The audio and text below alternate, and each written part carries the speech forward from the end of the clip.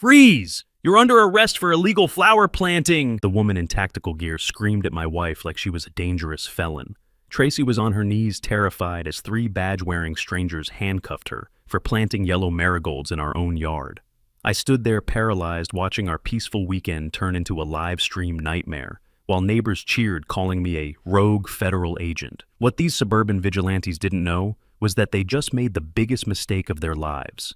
In 90 minutes, this flower dispute would explode into the most viral neighborhood meltdown ever recorded, and I'd reveal a secret that would destroy them all. Comment below if your neighbors have ever completely lost their minds. Look, I've been a federal law enforcement officer for 18 years. I've chased fugitives across state lines, served warrants on armed drug dealers, and testified in cases that put people away for decades. But nothing, and I mean absolutely nothing, prepared me for what happened when my wife decided to plant some flowers at our cabin. Because that simple act of gardening would spiral into the most insane confrontation of my career, involving fake police badges, live-streamed arrests, and a grief-stricken woman who thought she was saving the world one HOA violation at a time.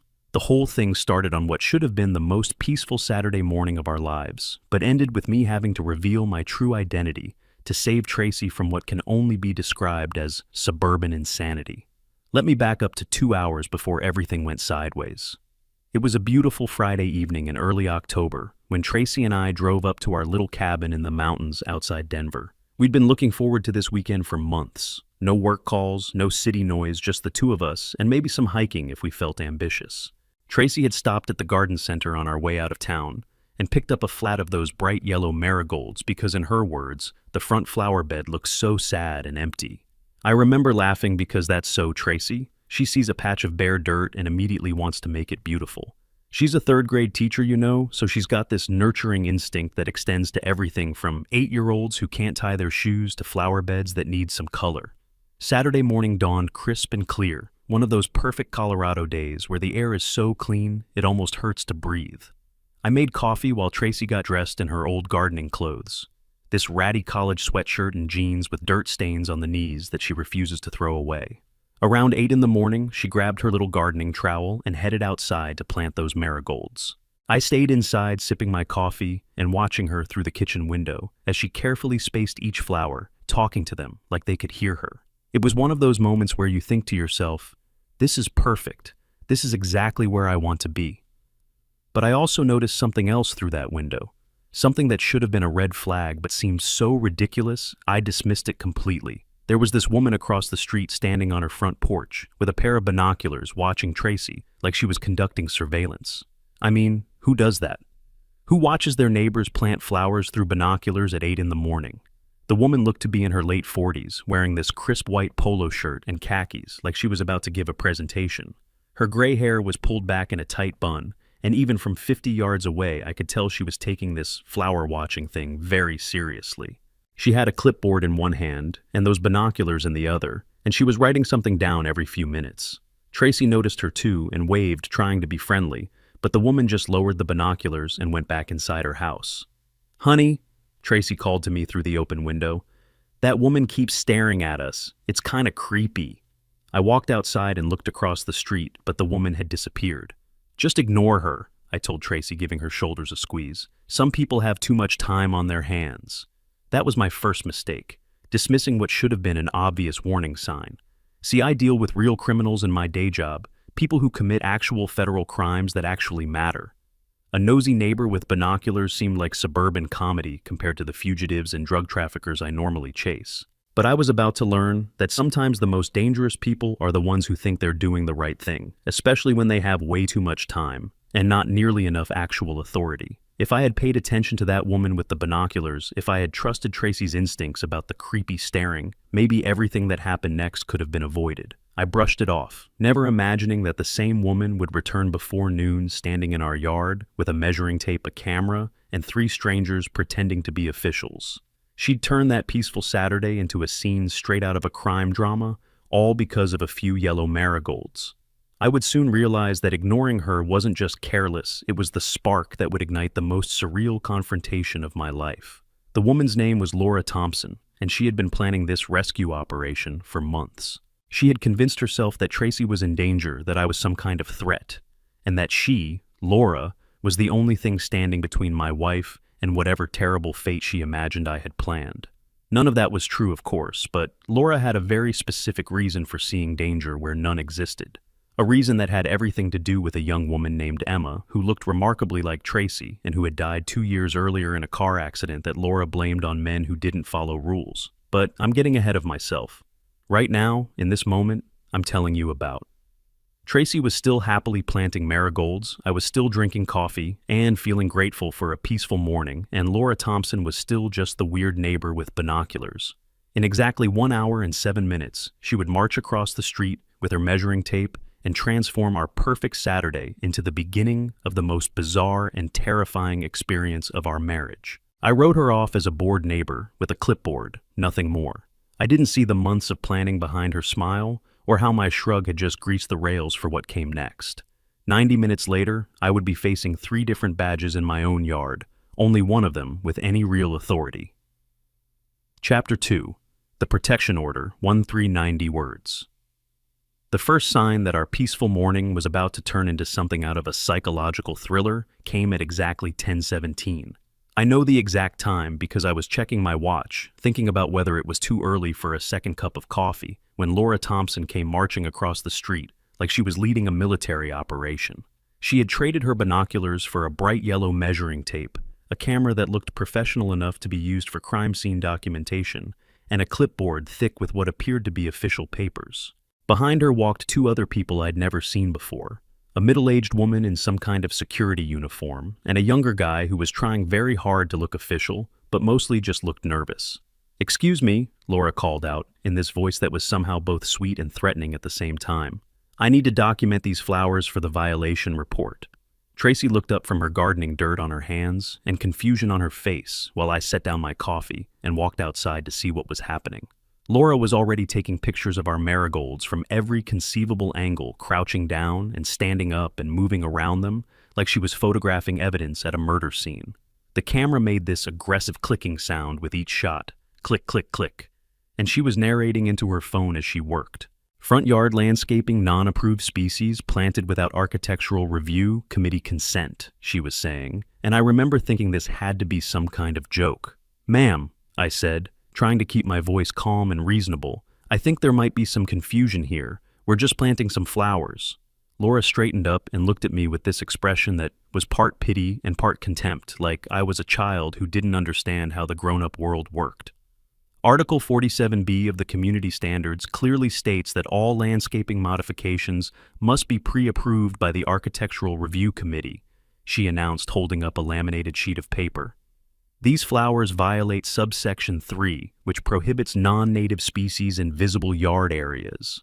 The woman in the security uniform nodded seriously, like Laura had just quoted from the Constitution, while the nervous guy took notes on his own clipboard.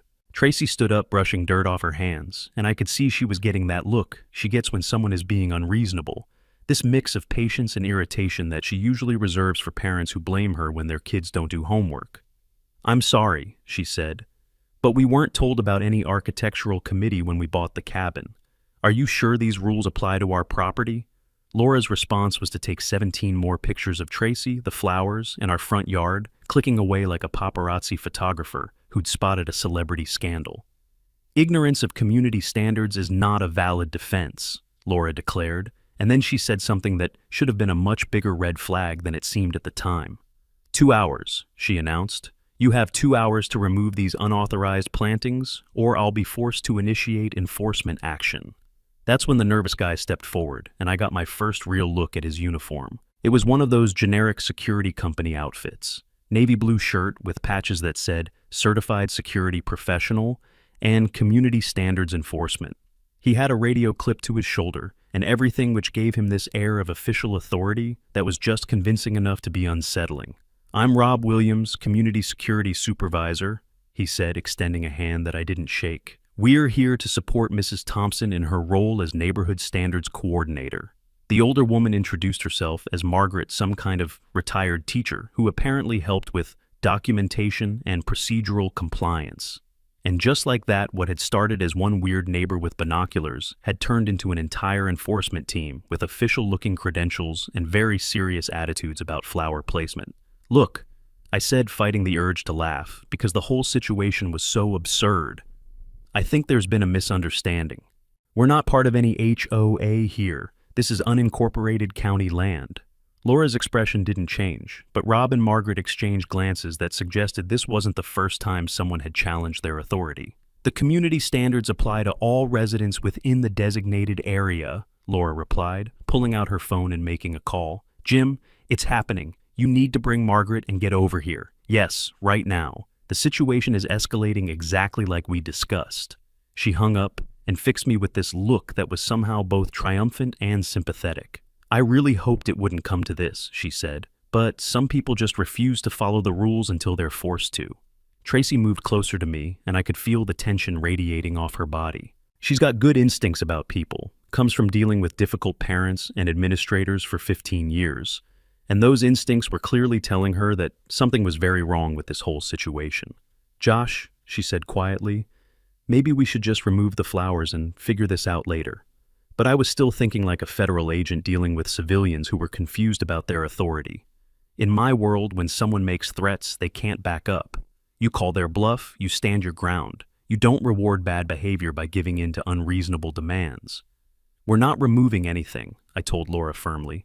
"If you think you have some kind of legal authority here, you can show me the paperwork that proves it." That's when Laura smiled.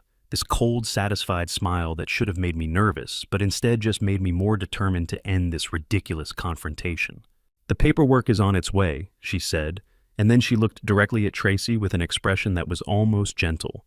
"Honey, I know this is scary, and I know he probably tells you what you can and can't do, but you don't have to protect him anymore. Help is coming." Tracy's reaction was immediate and confused. "Protect him from what?" she asked. "What are you talking about?"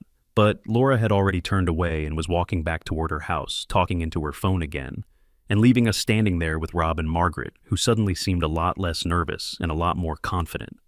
"What just happened?" Tracy asked me, and honestly, I didn't have a good answer. It felt like we'd somehow stumbled into the middle of someone else's elaborate game, except nobody had bothered to explain the rules to us. Rob circled our truck, jotting something in his notebook, while Margaret hovered by the flower bed, pretending to evaluate boundaries like a building inspector. The scene felt unreal, part farce, part interrogation, and every click of their pen sounded like another small theft of our privacy. But there was something in Laura's voice when she talked to Tracy, something that suggested this wasn't just about flowers and HOA rules. There was a desperation there, an urgency that didn't match the situation we thought we were dealing with. I told Tracy we should go inside and wait for whatever paperwork Laura claimed was coming, figuring that once these people realized they had no actual authority over us, they'd pack up their measuring tapes and move on to bothering someone else. But as we walked toward our front door, I heard Laura on her phone again, and this time her voice was different, quieter, more intense, more emotional. "She looks just like Emma," I heard her say. "I can't let it happen again, not again." I didn't know who Emma was or what Laura thought was going to happen, but something about the way she said those words made my skin crawl. Laura had real officers believing I was a threat. I treated it like a neighbor spat and missed the pivot happening in plain sight. Within the hour, I'd be cut out of the conversation and Tracy would be taken for her safety. Laura's miss. She never paused to learn exactly which agency I command. Chapter 3. The Live Stream Trap. 385 words. The real game changer came 43 minutes later, when an actual police cruiser pulled up in front of our cabin. Not security guards, not HOA volunteers. A genuine county sheriff's deputy in full uniform, with a badge that caught the sunlight and a radio crackling with official police chatter. The sight of that patrol car made my stomach drop, because it meant Laura had somehow convinced real law enforcement that we were criminals worth investigating. Tracy grabbed my arm as we watched the deputy get out of his car, and I could feel her hand trembling. "Josh," she whispered, "what is happening here? Why are the police involved in a flower dispute?" I didn't have an answer because nothing about this situation made sense anymore. The deputy introduced himself as Jim Patterson off duty, but responding to a domestic situation report filed by Laura Thompson, who apparently attended the same church as his wife, and was considered a pillar of the community. He was a big guy, maybe 50 years old, with the kind of calm authority that comes from 20 years of dealing with domestic calls and neighborhood disputes. But what really got my attention was the paperwork he was carrying. Official-looking documents that he claimed gave him authority to investigate reports of intimidation and harassment of elderly residents by federal employees abusing their position. I felt like I'd fallen down some kind of rabbit hole, where planting flowers was a federal crime, and nosy neighbors had the power to summon actual police officers. Sir Deputy Patterson said, his voice professional but firm. I need to ask you some questions about your interactions with Mrs. Thompson. She's provided evidence of threatening behavior and misuse of federal authority to intimidate civilians. He showed me a tablet with what appeared to be Ring doorbell footage, and I watched myself having yesterday's conversation with Laura, except the audio had been edited to make my voice sound aggressive and my body language look threatening. In the edited version, I appeared to be looming over Laura, gesturing angrily while her voice sounded small and frightened. That's not what happened, Tracy said immediately. Josh was trying to be polite. That woman was trespassing and taking pictures of our property without permission. Rob Williams had rebranded himself as a community liaison officer paperwork and all the kind of costume that plays to a crowd until anyone asks a real question.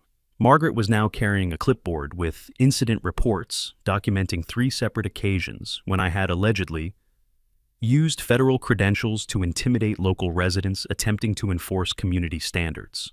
The whole thing was so elaborate, so detailed, that I started to wonder if maybe I was losing my mind, and this was all actually legitimate. Had I missed some kind of HOA disclosure when we bought the cabin? Was there really a community standards committee with enforcement authority? Were Tracy and I actually in the wrong here? Mrs. Mitchell, Deputy Patterson said, turning to Tracy with the kind of gentle tone police use when they think they're talking to a domestic violence victim. I want you to know that you're safe now, Mrs. Thompson has filed for emergency protection, and we're here to make sure your husband doesn't intimidate you into staying silent about any threats or coercion you might have experienced. Tracy's confusion was so genuine it was almost comical. Protection from what? She asked. Josh has never threatened me or anyone else. This is insane. We just wanted to plant some flowers at our cabin, but her protest seemed to make Deputy Patterson more concerned, not less. Ma'am, he said carefully, it's very common for victims to defend their abusers, especially when the abuser has law enforcement connections. That's when Laura appeared again, having changed into a fresh white blouse and applied makeup like she was getting ready for a job interview. She was carrying her phone, and I could see that she was recording everything. I'm live streaming for transparency, she announced to no one in particular. Everyone needs to see how federal employees abuse their power to silence concerned citizens. The live stream was already attracting viewers. I could see the comment count climbing as people tuned in to watch what Laura was describing as federal overreach in real time. The comments were brutal. Call 911. He looks dangerous. Poor lady. Federal agents think they're above the law. What I didn't realize at the time was that this was all part of Laura's plan. The edited footage, the fake badges, the official-looking paperwork, it was all designed to create a scenario where real law enforcement would show up and validate her authority. She had spent months preparing for this moment, researching legal terminology, practicing her victim voice, even taking acting classes at the community college to make her performance more convincing. The live stream was her insurance policy, her way of ensuring that even if things went wrong, she would have documented evidence that she was the victim and I was the aggressor. Every time I tried to explain what was really happening, I sounded more defensive and more guilty to the growing online audience. Look, I said to Deputy Patterson, trying to keep my voice calm despite the frustration building in my chest. This is clearly some kind of misunderstanding. I'm a federal law enforcement officer myself.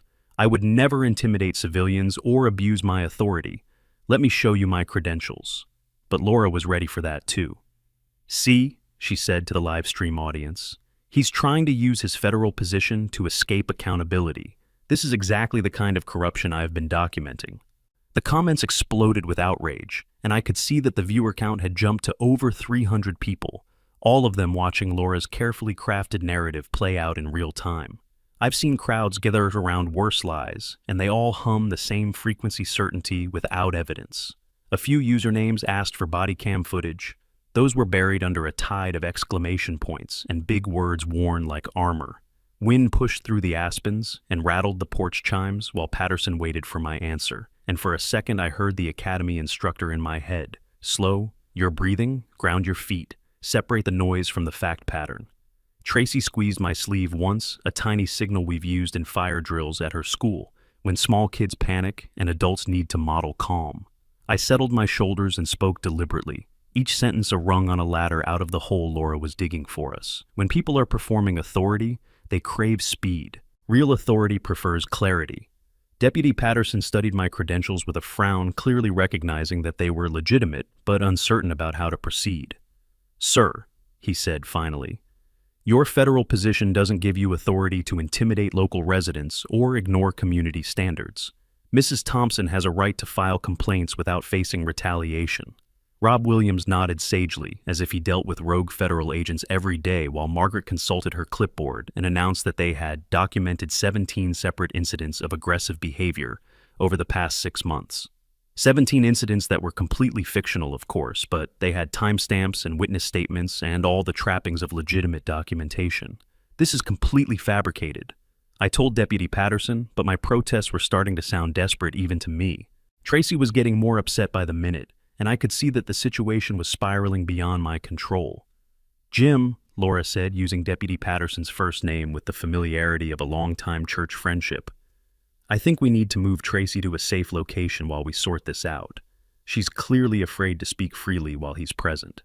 And just like that, protection became imprisonment, as Margaret and Rob positioned themselves on either side of my wife, ready to escort her away from the dangerous federal agent who had never laid a finger on her.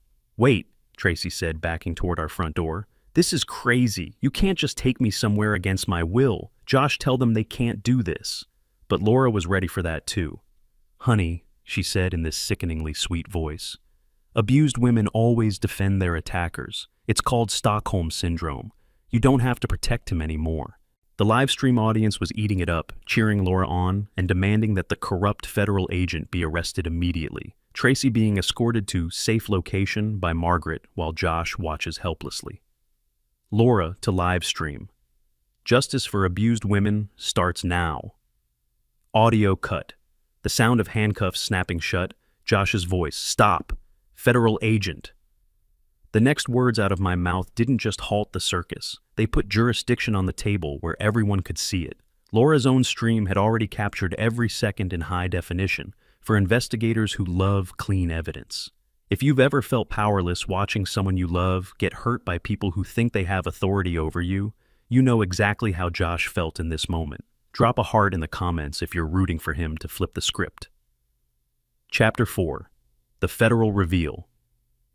395 words. The sound of those handcuffs snapping shut around Tracy's wrists was like a gunshot going off in my brain. Everything else faded away. Laura's live stream commentary, the growing crowd of neighbors who had emerged to watch the show, even Deputy Patterson's attempts to maintain control of the situation. All I could see was my wife, tears streaming down her face, being restrained by Margaret Williams, while Rob read her rights from a phone app in his shaky voice. "You have the right to remain silent," he was saying, clearly having memorized the words without understanding their legal significance.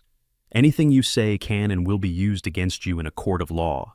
Tracy was looking at me with this expression of complete bewilderment, like she'd woken up in some alternate universe where planting flowers was a capital crime. "Ma'am, you're safe now," Margaret was saying, guiding Tracy toward Rob's car with what she probably thought was professional authority. "We're taking you to a secure location where you can speak freely about your situation without fear of retaliation." Tracy was struggling not violently, but with the kind of desperate confusion of someone who doesn't understand why they're being arrested. "Let me go," she kept saying. "I want my husband. This is insane." But her protests only seemed to confirm Laura's narrative for the live stream audience, who were flooding the comments with supportive messages about brave women rescuing abuse victims from their federal agent husbands. That's when something inside me just snapped. Not anger exactly, but this cold professional clarity that comes from 18 years of federal law enforcement training kicking in automatically. The Josh Mitchell, who had been trying to reason with confused neighbors and resolve this peacefully, just disappeared, replaced by Supervisory Deputy U.S. Marshal Josh Mitchell, who had arrested fugitives in 12 states and testified before federal grand juries and commanded tactical operations that most people never hear about. The transformation was so complete and so sudden that even I was surprised by the change in my own voice when I spoke. "Stop!" I said loud enough to cut through all the chatter and confusion. "United States Marshals Service. Everyone freeze where you are." The effect was immediate and dramatic. Rob dropped the phone he'd been reading from Margaret, released Tracy's arm like she'd been electrocuted, and even Laura's live stream commentary died in her throat. Deputy Patterson's hand moved instinctively toward his weapon before he recognized that I was law enforcement, and the crowd of neighbors who had been enjoying the show suddenly realized they were witnessing something a lot more serious than a suburban drama. The only sound was Laura's phone still recording, and the notification pings from her live stream as hundreds of new viewers joined to see what was happening. "I am Supervisory Deputy Josh Mitchell, United States Marshals Service District Office, Colorado." I announced, holding my credentials high enough for everyone to see, including Laura's live stream audience. "What you are witnessing is the unlawful detention of a law enforcement family member by individuals falsely representing themselves as having police authority." I moved with the kind of tactical precision that becomes second nature after years of high-stakes arrests, positioning myself between the fake enforcement team and any possible escape routes while maintaining visual contact with all participants. "Rob Williams. Margaret Williams, you are currently committing federal kidnapping under USC Title 18 Section 1201. Release Mrs. Mitchell immediately." The power dynamic shifted so fast it was almost comical to watch. Rob's hands were shaking as he fumbled with Tracy's handcuffs, while Margaret backed away like she just realized she was standing next to a live bomb. Oh man," Rob kept muttering, his fake authority evaporating like smoke. Deputy Patterson stepped forward, his professional instincts taking over as he assessed the new situation. "Sir," he said formally, "I need to see those credentials again." I handed them over while keeping my eyes on Laura, who was still recording, but had gone completely silent for the first time since this whole nightmare started. "Deputy Patterson," I said, addressing him with the respect due to a fellow law enforcement officer, "I'm going to need you to document this incident for federal investigation.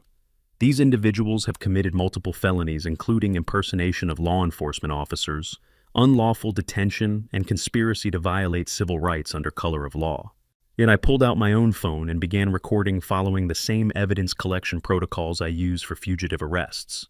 "For the record, this is Deputy Marshal Josh Mitchell, conducting field documentation of federal crimes committed against Deputy Marshal Josh Mitchell and spouse Tracy Mitchell on October 14, 2023, at approximately 11:35 a.m.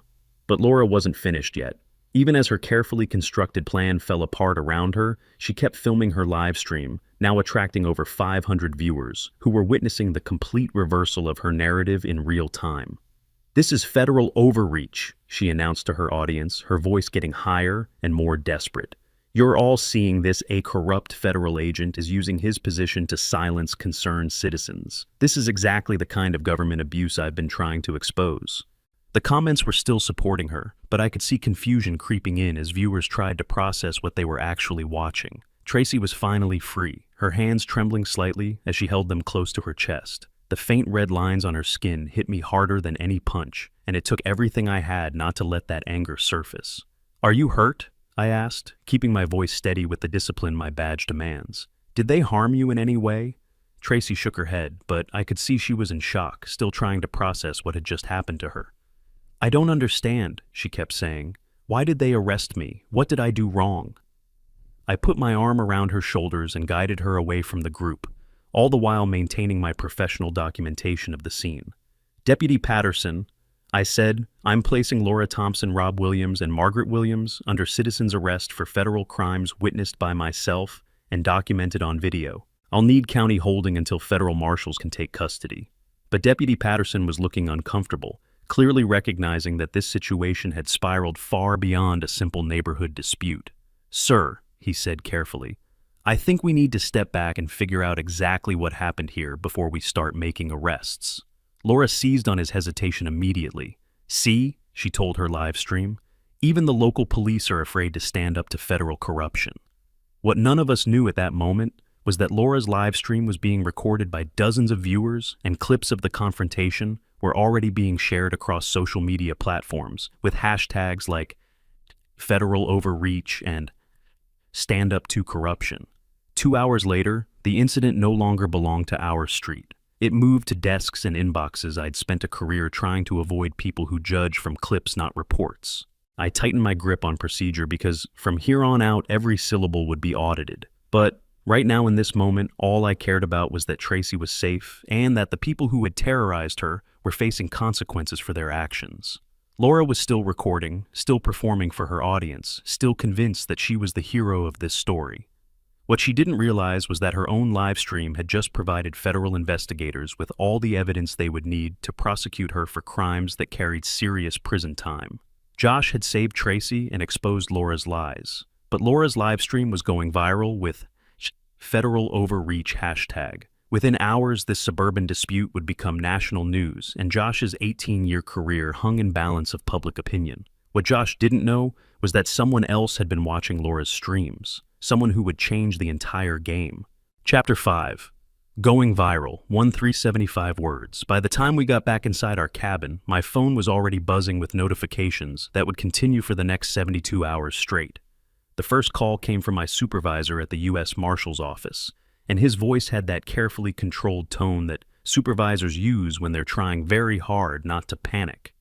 "Mitchell," he said, "what the hell is happening up there? I've got CNN calling my office, asking for comment on a story about a federal agent arresting an elderly woman for planting flowers.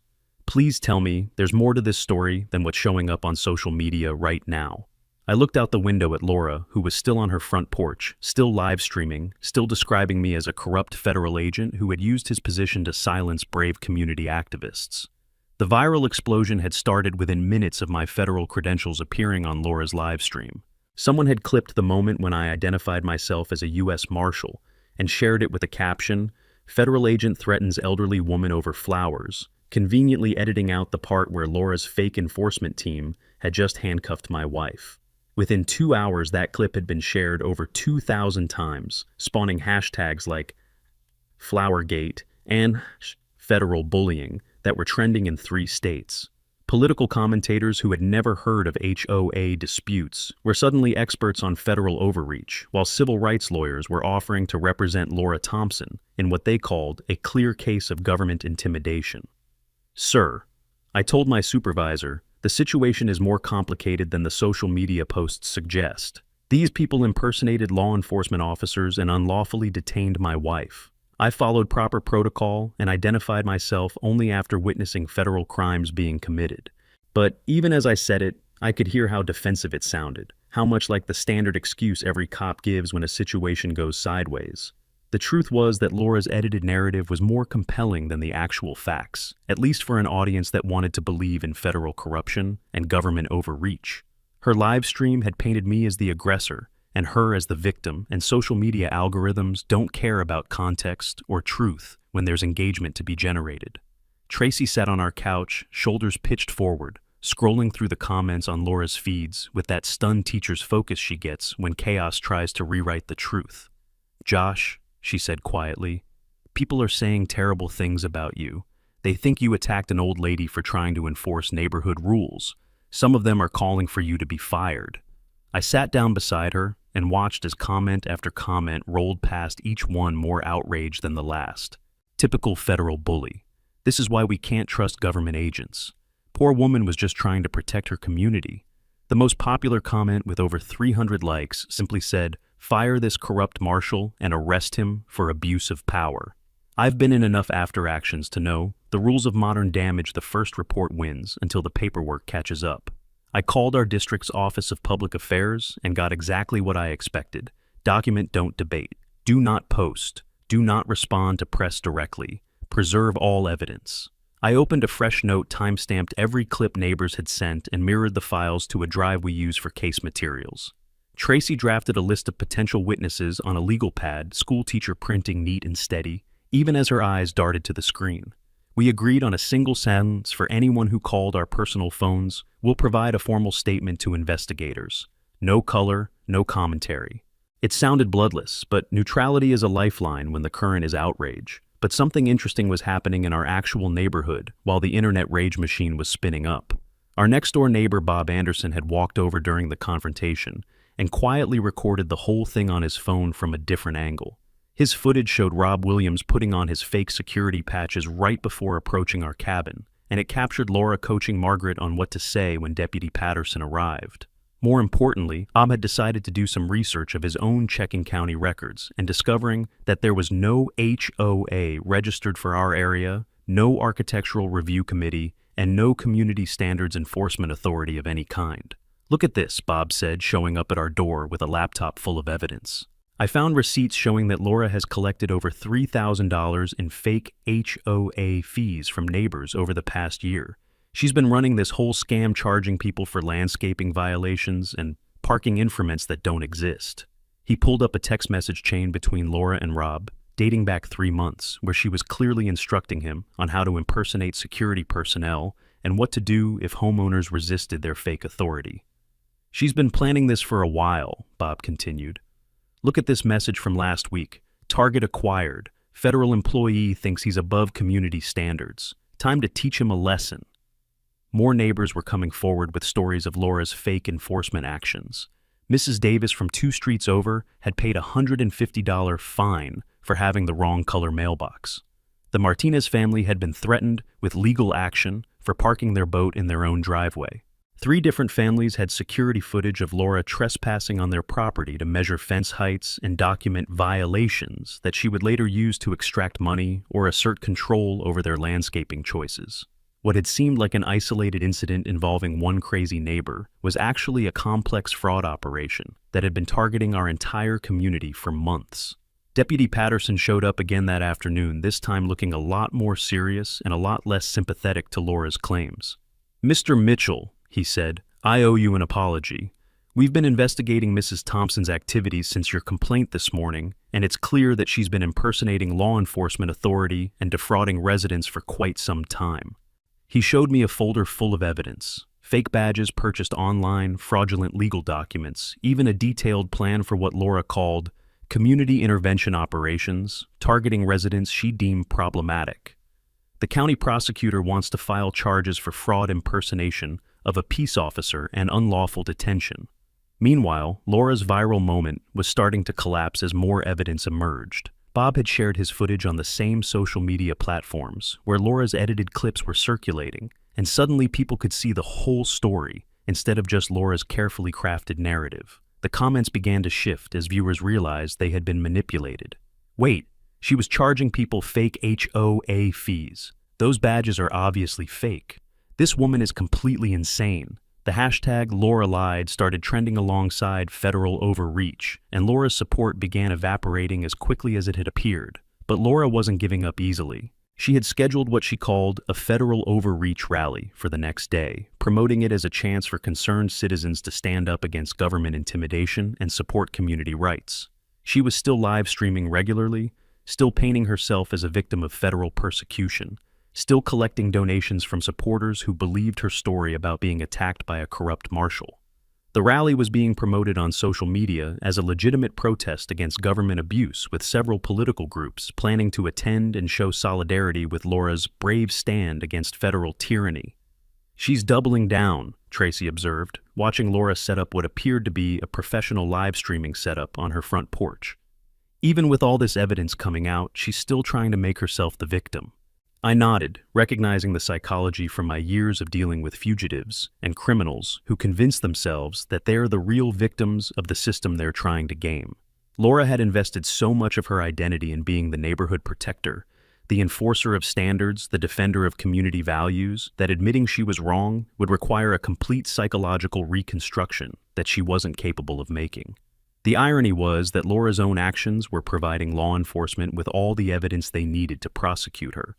Every live stream, every social media post, every interview she gave to local news outlets was being recorded and documented by investigators building a case against her. She thought she was controlling the narrative, but she was actually creating a comprehensive record of her crimes that would be used against her in court. Laura wasn't backing off. She scheduled a rally and dressed it up like a hearing. Cameras were coming, sure, but so was documentation, ours, not hers. She'd queued up a showpiece she believed would crown her case. It would do the opposite. Chapter 6. The Rally Meltdown. 1 to 390 words. Laura's federal overreach rally was scheduled for noon on Sunday, and she had spent the entire night setting up what looked like a professional media operation in her front yard. There were folding chairs arranged in neat rows, a portable sound system with microphones and banners reading "Stop Federal Bullying" and "Community Rights Matter" that fluttered in the mountain breeze like campaign signs.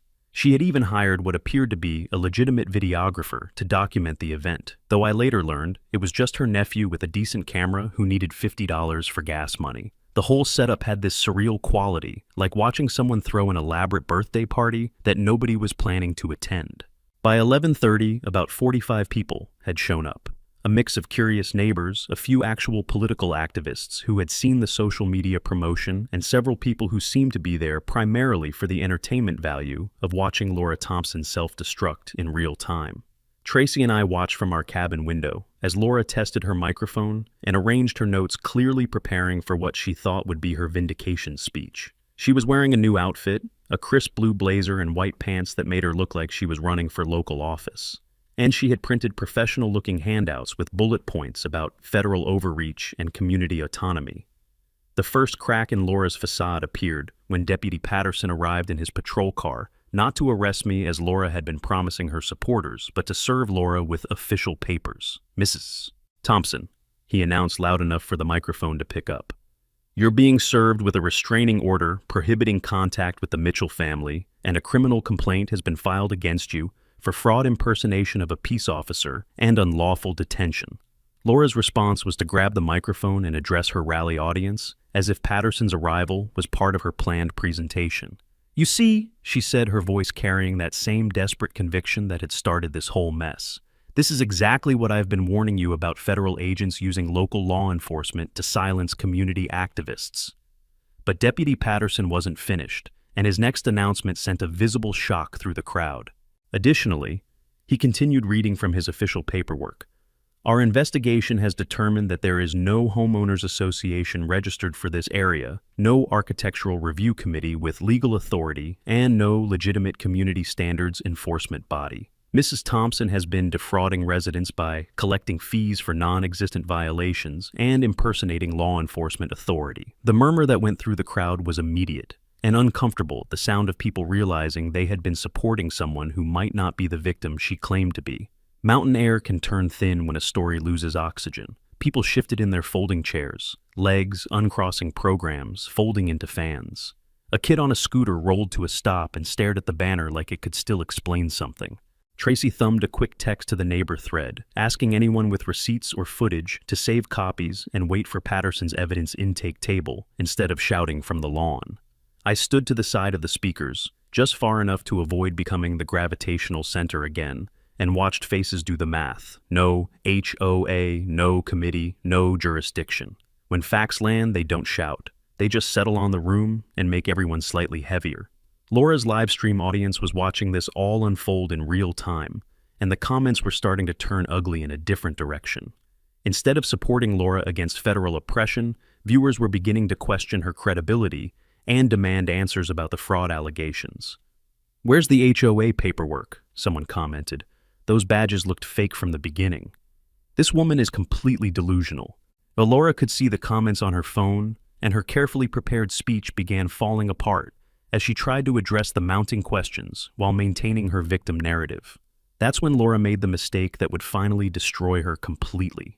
In an attempt to prove her authority and legitimacy, she decided to play her evidence video, the edited Ring doorbell footage that she claimed showed me threatening her, on the big screen she had set up for the rally. But when the video file opened, the title was clearly visible to everyone: HOA Roleplay V3 Final MP4.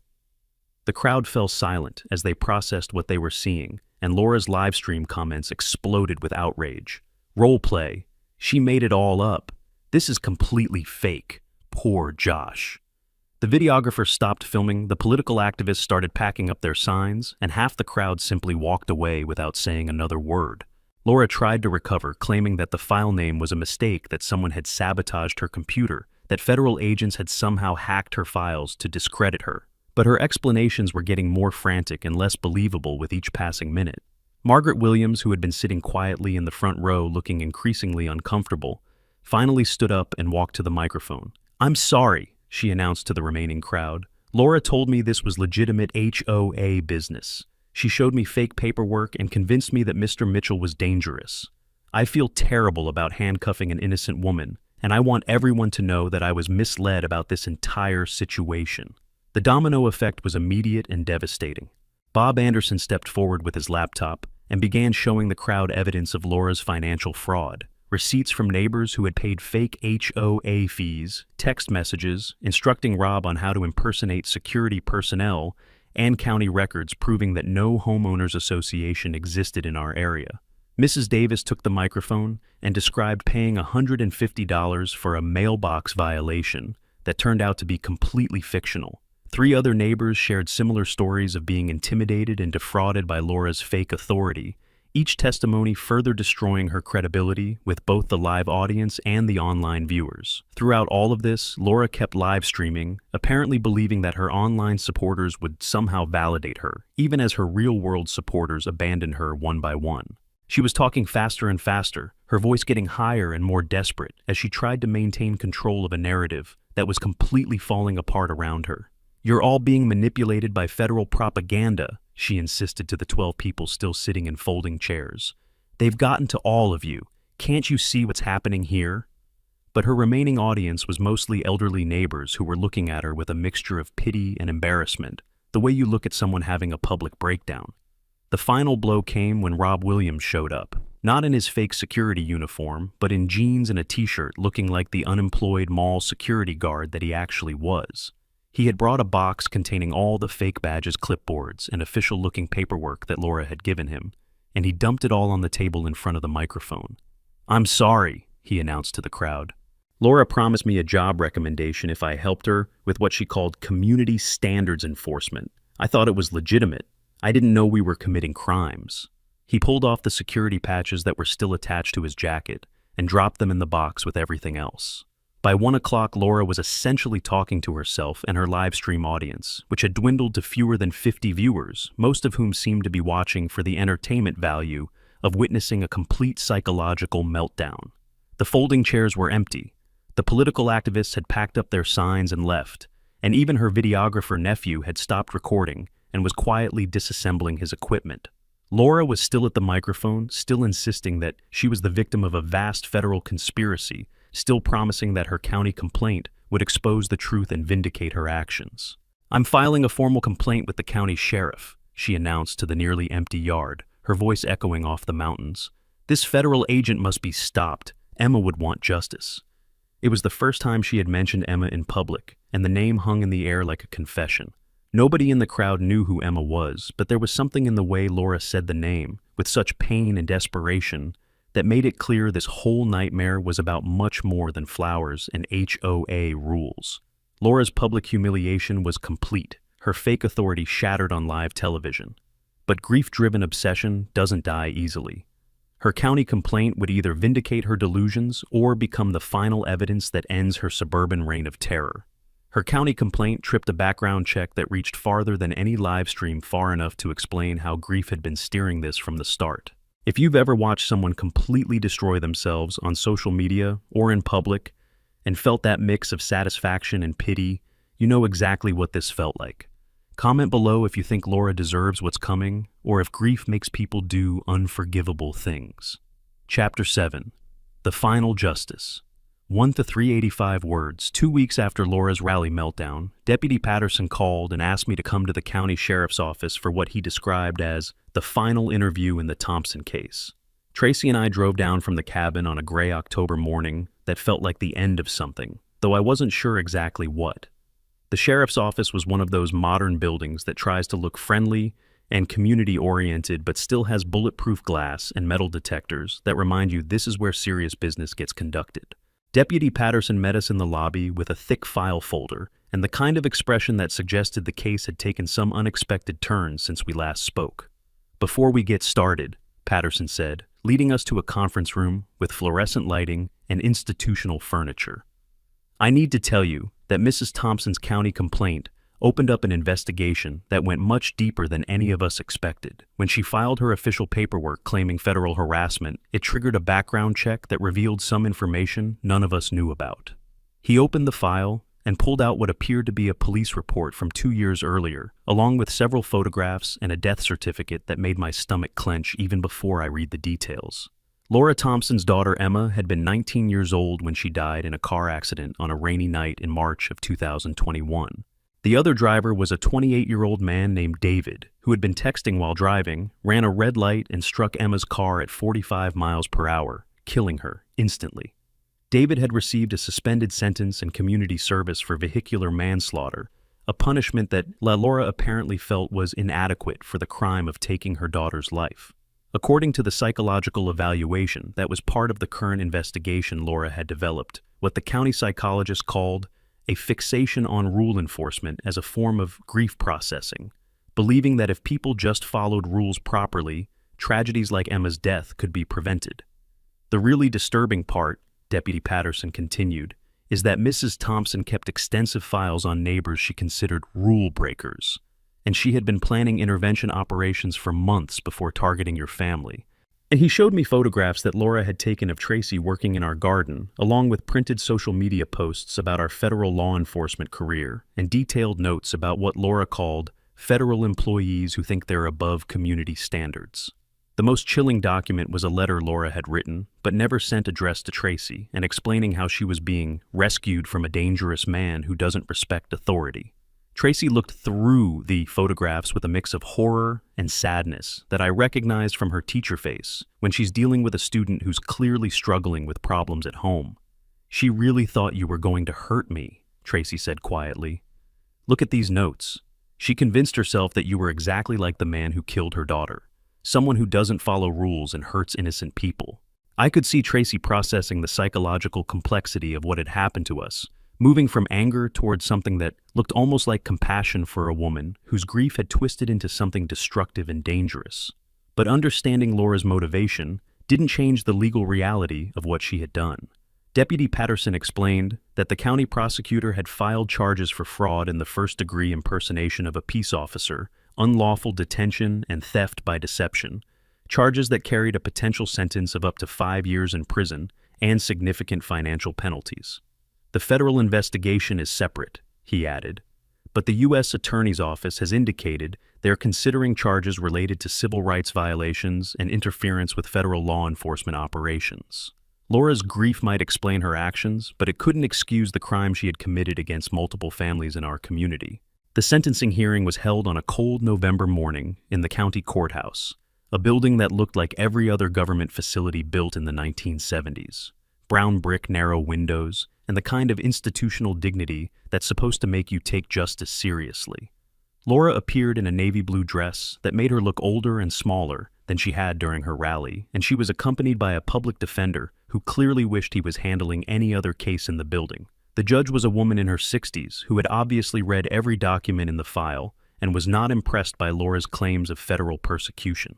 "Mrs. Thompson," Judge Sarah Martinez said, reading from her prepared statement, "you have pled guilty to multiple felonies committed against members of your community, including the unlawful detention of a federal law enforcement officer's spouse. While the court acknowledges the tragic loss of your daughter and recognizes that grief can lead people to act in ways they normally wouldn't consider, your actions cause genuine harm to innocent people and cannot be excused by personal trauma." The courtroom was filled with neighbors who had been victimized by Laura's fake HOA scheme, and I could see several of them nodding as the judge spoke. Laura's sentence was exactly what Deputy Patterson had predicted: 1 year in county jail, 2 years of supervised probation, $5,000 in fines, and restitution totaling over $8,000 to the families she had defrauded. Additionally, she was required to attend grief counseling and was prohibited from any contact with me, Tracy, or any of the other victims for 5 years. Margaret Williams received 6 months of probation and 200 hours of community service, while Rob Williams got a year of probation and was required to complete a program about the legal boundaries of security work.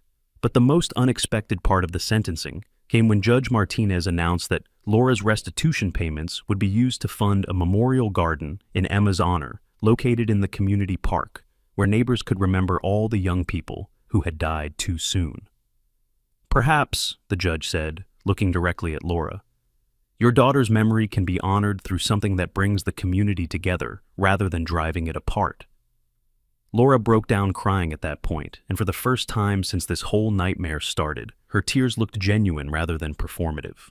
The Memorial Garden project became something that brought our neighborhood together in ways that Laura's fake HOA never could.